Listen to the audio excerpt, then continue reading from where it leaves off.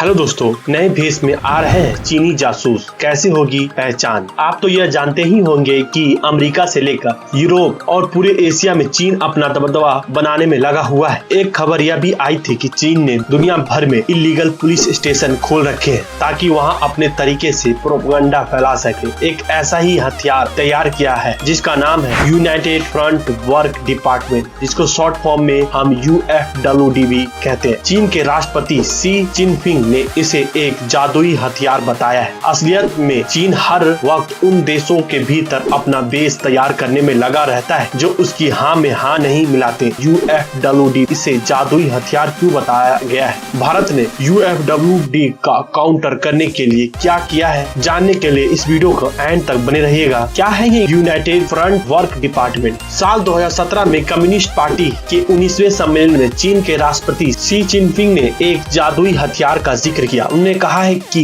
चीन के great power गोल का सपना पूरा करने के लिए यह हथियार बेहद इम्पोर्टेंट है। चीनी कम्युनिस्ट पार्टी के मिशन को सफल बनाना है तो एक व्यापक देशभक्तिपूर्ण यूनाइटेड फ्रंट तैयार करना होगा। चीन ने जिस जादुई हथियार का जिक्र किया उसका नाम यूनाइटेड फ्रंट वर्क डिपार्टमेंट सीधी चीन कम्युनिस्ट पार्टी की सेंट्रल कम्युनिटी के प्रति जवाबदेह है। इस डिपार्टमेंट का काम है चीन के एजेंडे और प्रोपेगेंडा को फैलाना। इसके लिए इस्तेमाल किया जाता है दुनिया भर में फैले चीनी लोगों का और जरिया बनाया जाता है दूसरे इम्प्रेसिव लोगों को। पार्टी जनरल सेक्रेटरी के रूप में सी ने इस डिपार्टमेंट में बड़ा सुधार किया। UFWD को घरेलू और अंतर्राष्ट्रीय स्तर पर अपने काम को अंजाम देने के लिए इम्पोर्टेंट रिपोर्ट प्रोवाइड कराए जाते हैं। चीन के बाहर इसके कामों के लिए लिस्ट बनाए तो बाहर बसे चाइनीज कम्युनिटीज को प्रभावित करना, चीन प्रवासियों का फायदा उठाना और अपने देश की पॉजिटिव छवि पेश करने के लिए विद्वान नेताओं और पत्रकारों को लुभाना शामिल है। इन प्रभावशाली लोगों का इस्तेमाल लोकतांत्रिक देशों में चुनाव परिणामों के प्रभावित करने के लिए भी किया जाता है। इसका सबसे हाल में इम्पोर्टेंट उदाहरण है कनाडा का आरोप। कनाडा का कहना है कि उसके यहाँ 2019 और 2022 में हुए सेंट्रल इलेक्शन में चीन ने दखल दिया। इसी तरह ऑस्ट्रेलिया के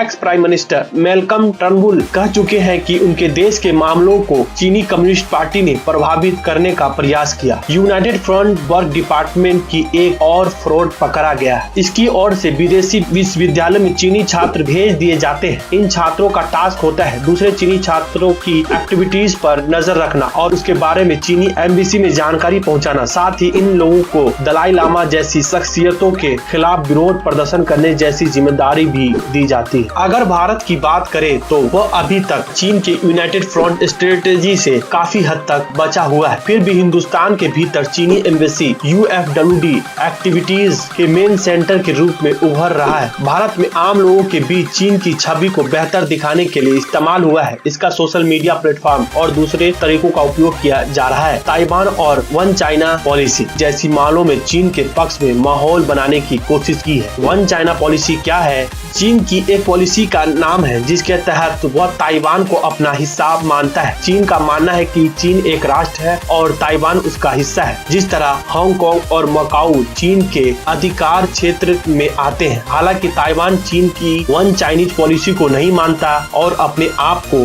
स्वतंत्र राष्ट्र घोषित करता है। इसके अलावा भारत में तैनात कुछ चीनी जर्नलिस्ट ने यूनाइटेड फ्रंट वर्क डिपार्टमेंट के साथ मिलकर काम किया। भारत ने हाल में कुछ चीनी जर्नलिस्ट का वीजा रिन्यू नहीं किया था। इसमें UFWD से जुड़ी चिंता जाहिर हो जाती है। कई बार जानकारी मिली है कि भारत में काम करने वाले चीनी जर्नलिस्ट अपनी पहचान छिपाकर प्रतिबंधित तिब्बती बस्तियों में गए। अपने मंसूबे को पूरा करने के लिए चीन ने अब विद्वान और पत्रकारों से आगे सोशल मीडिया इन्फ्लुएंसर और वीडियो ब्लॉगर्स को भी प्रभावित करना शुरू कर दिया है। ऐसे कुछ लोगों को चीन दौरे का न्योता दिया गया। मकसद था कि वे लोग भारत चीन रिश्तों पर पॉजिटिव छवि पेश करें, दुनिया को दिखाए कि चीन कितना शानदार जगह है। वहाँ घूमने आने वालों का जबरदस्त स्वागत होता है और खासकर भारतीयों के लिए बहुत ही आकर्षक टूरिस्ट डेस्टिनेशन है। यह तो हुआ चीन प्रोपेगेंडा, वह झूठ जिसे सच साबित करने पर चीन तुला हुआ है। और हकीकत यह है कि चीन की वजह से बॉर्डर पर तनाव है। उसकी ओर से अरुणाचल प्रदेश और जम्मू कश्मीर में बसिंदों को स्टेपल वीजा